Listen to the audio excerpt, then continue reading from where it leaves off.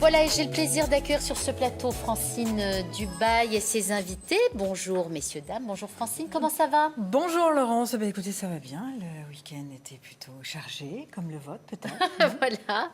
Bon, donc Francine, au programme ce matin, vous allez nous parler d'une application pour prévenir des risques professionnels. Oui, alors on va en parler. Et puis dans la deuxième partie de cette émission, on parlera des réseaux sociaux avec une opération qui est lancée par la Maison de l'Emploi du Grand Nancy. Et Katharina sera avec nous pour nous parler de Job Lab, pour voir un petit peu qu'est-ce qu'il faut mettre quand on est demandeur d'emploi sur les réseaux sociaux. Mais avant cela, Christophe Schmitt, vous êtes responsable du PIL. Bonjour. Bonjour. Alors on va parler justement du pôle entrepreneuriat étudiant de Lorraine. Le PIL, qu'est-ce que c'est et ça sert à quoi ? Alors, le PIL, ça fait 5 ans que ça existe, c'est au sein de l'Université de Lorraine, et ça a pour objectif de développer la culture entrepreneuriale au sein de l'université. On s'est rendu compte qu'il y avait ce besoin-là, et autour de ça, on a 3 actions: sensibiliser, former et accompagner. C'est vrai que souvent, il y a des cassures entre le monde des étudiants et le monde de l'entreprise. Les connexions ne sont pas toujours faciles à faire, d'où l'intérêt de ce type de choses. Exactement. L'objectif, c'est très tôt leur donner la possibilité de s'essayer à l'entrepreneuriat et de se faire une première expérience au niveau donc de l'université. Combien d'étudiants vous accompagnez chaque année ? Alors, on a à peu près 55 000 étudiants au sein de l'université et on en accompagne, alors plus qu'accompagner, on va dire sensibiliser et puis aussi former 11 000 sur une année. Et on a à peu près entre 80 et 100 étudiants entrepreneurs chaque année qui choisissent, au lieu de faire un stage, de travailler sur son projet entrepreneurial. C'est beaucoup, 100 par an, sur 55 000 ? Oui, c'est beaucoup parce qu'aujourd'hui, on est l'université la plus entreprenante de France, avec ce ratio entre le nombre d'étudiants entrepreneurs, statut étudiant entrepreneur, et puis le nombre d'étudiants sur l'université. Ah, moi, je ne savais pas qu'on pouvait avoir un statut d'étudiant entrepreneur. C'est comme le sportif de haut niveau, si vous préférez. On leur donne la possibilité d'être sur ce qu'ils savent faire et de leur donner des espaces pour travailler, d'aménager leur temps de travail et puis d'être accompagnés. Donc c'est récent. Hein. Ça date de quand ? Ça date de 2 ans. On l'avait mis en place localement en Lorraine déjà il y a 5 ans et puis ça a été repris au niveau national maintenant. Et alors concrètement, ces étudiants, ils cherchent à s'essayer dans quel domaine par exemple ? Alors, on a en gros 4 domaines qui sont les domaines qu'on retrouve assez classiquement. Le domaine de l'industrie, le domaine du service, le domaine du commerce, et puis le domaine phare, on va dire, du moment, c'est tout ce qui est informatique, numérique, application. Et alors ça les intéresse parce que ça leur permet éventuellement de se projeter dans leur métier pour l'avenir, ou alors ça les intéresse aussi parce que ça leur permet de payer leurs études ? Payer leurs études, ils n'en sont pas encore là parce que c'est souvent une première expérience. Mais ce qui les intéresse, c'est qu'on leur donne la possibilité de s'exprimer. Moi, j'ai été frappé depuis 5 ans que je travaille sur ce programme de voir l'envie des jeunes de s'essayer. Ils ont plein de choses à dire, plein de choses à faire, plein d'idées.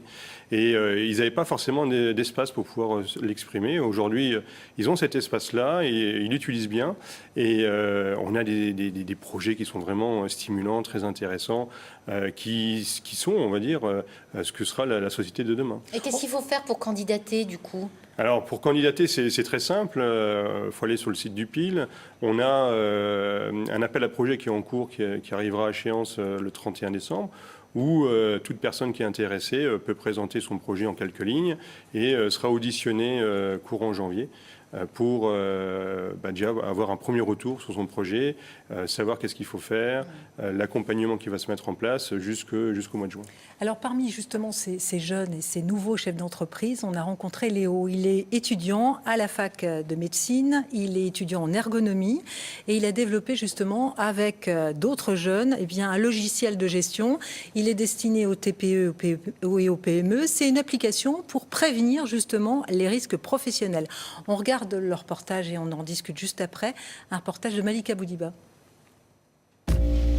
La santé et la sécurité dans les entreprises fait l'objet de conditions légales. Les petites entreprises doivent aussi se conformer à ces conditions et c'est ce qui a donné l'idée à Léo de son logiciel.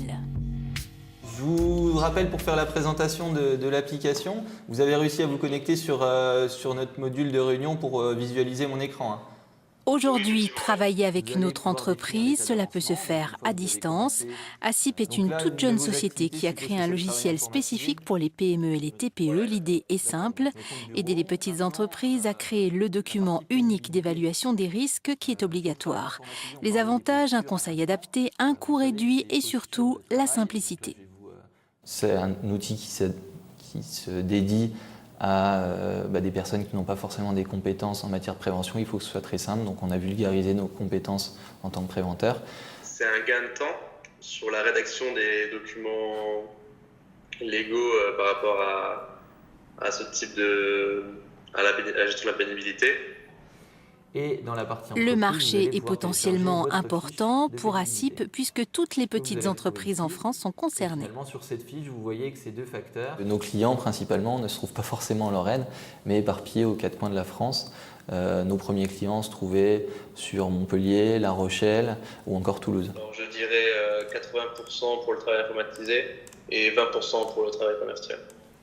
Léo est étudiant, il termine son master en ergonomie à la faculté de médecine. C'est avec le PIL, le pôle entrepreneuriat étudiant lorrain, qu'il a fait ce projet. Actuellement, la population est de plus en plus vieillissante. C'est une vraie problématique de société que de se dire comment bien vieillir dans son travail.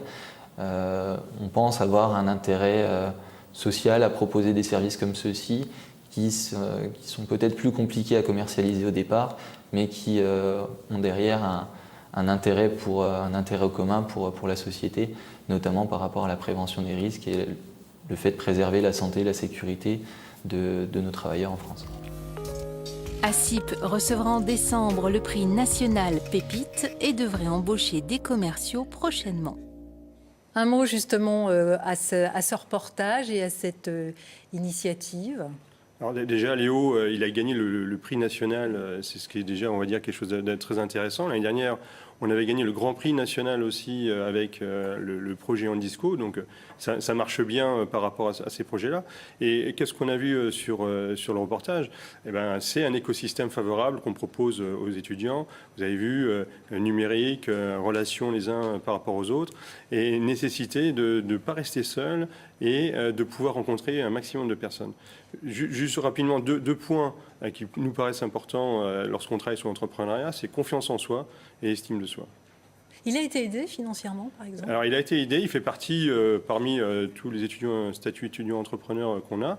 On en sélectionne une quinzaine et ils ont une indemnité l'équivalent de ce qu'ils ont s'ils étaient en entreprise, plus possibilité d'accéder à un fonds d'amorçage. Alors, avant de clore sur ce sujet, vous venez de sortir un ouvrage, ça s'appelle « L'agir entrepreneurial, repenser l'action des entrepreneurs ». L'objectif, c'est quoi de ce bouquin, alors? Qu'est-ce qu'on trouve dedans?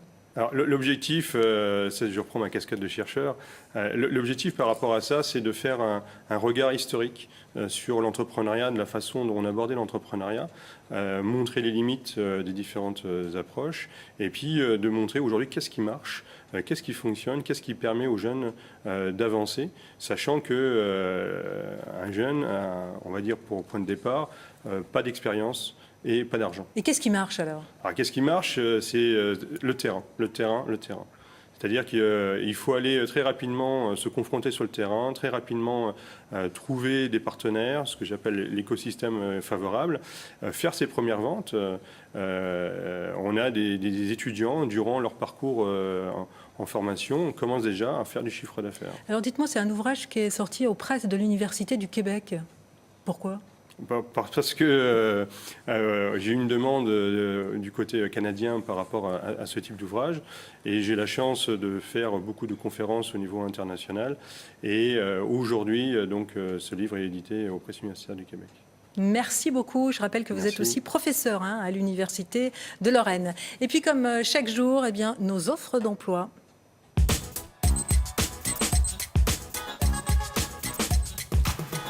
Alors, aujourd'hui, le Pôle emploi Lorraine nous propose un poste notamment de vendeur en alimentation animale. C'est en CDI à Sarrebourg. Alors, vous travaillerez dans un magasin qui va ouvrir justement à Sarrebourg. Vous serez chargé d'accueillir et de conseiller le client. On vous demande évidemment une première expérience, 6 mois d'expérience au minimum, le permis B et le salaire, vous le voyez, 9,61 € de l'heure. Un deuxième poste est à pourvoir, employé en logistique d'expédition. Cette fois-ci, c'est un CDD de 12 mois à Gondreville. Alors, vous contrôlerez tous les colis qui partent pour voir s'ils partent évidemment vers le bon client. Vous allez réaliser de l'étiquetage, du calage, de l'emballage. On vous demande évidemment un sens de la réactivité, d'être dynamique, d'avoir évidemment le sens de l'organisation. C'est un poste où on vous demande un peu d'expérience et puis le salaire 9,61 € de l'heure. Évidemment, si vous voulez en savoir plus, vous allez sur le site internet de Pôle emploi, pôle-emploi.fr. Alors, si vous cherchez un job, justement, bien, un tout nouveau service a été mis en place avec des ateliers numériques. Bonjour, Ekaterina Michava. Bonjour. Vous êtes chef de projet à la Maison de l'Emploi du Grand Nancy. Si vous êtes avec nous, c'est pour parler justement de ces ateliers numériques. Ils sont destinés essentiellement à des demandeurs d'emploi ?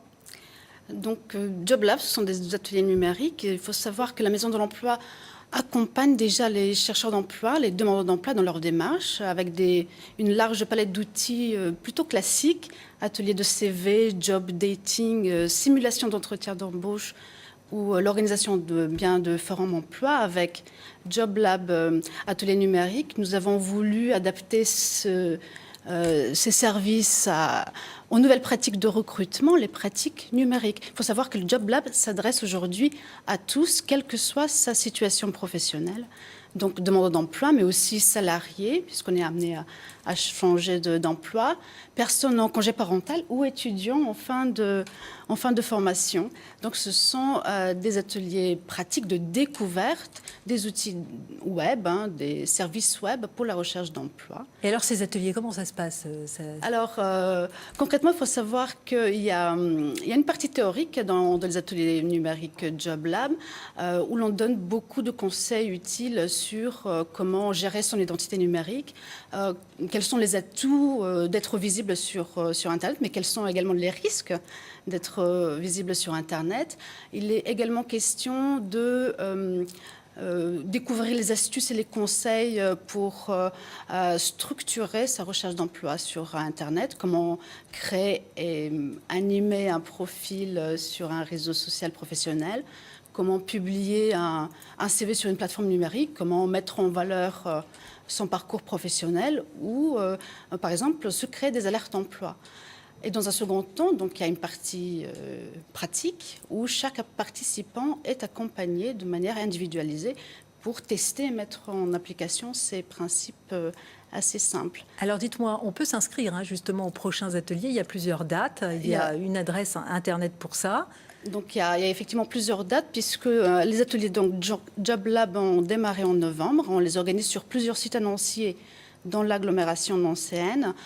Pour y participer, donc rien de plus simple. Il suffit de nous envoyer un mail d'inscription sur l'adresse qui s'affiche sur votre écran. Donc voilà, joblab@mde-nancy.org. Donc les prochains JobLab auront lieu à Essey-les-Nancy le 25 novembre à 10h à la Maison des Associations, et à Audemont le 4 décembre à 9h30 à l'Hôtel de Ville et à Vendeuvre-les-Nancy le 18 décembre à 10h à la mairie. Alors dites-moi, est-ce que les jeunes sont convaincus que c'est indispensable de travailler avec les réseaux sociaux et de mettre leur CV en ligne, etc., et de se faire un beau profil ? D'abord, il faut savoir qu'il n'y a pas de profil type pour participer à JobLab. On n'a pas suffisamment de recul puisqu'on n'a eu que quelques séances, mais il est pas indispensable d'avoir des connaissances très poussées en matière de médias sociaux. Il ne faut pas être convaincu ou il faut juste avoir envie de se mobiliser sur les réseaux sociaux. Peut-être le pratiquer déjà, mais sans forcément savoir comment le faire à bon escient.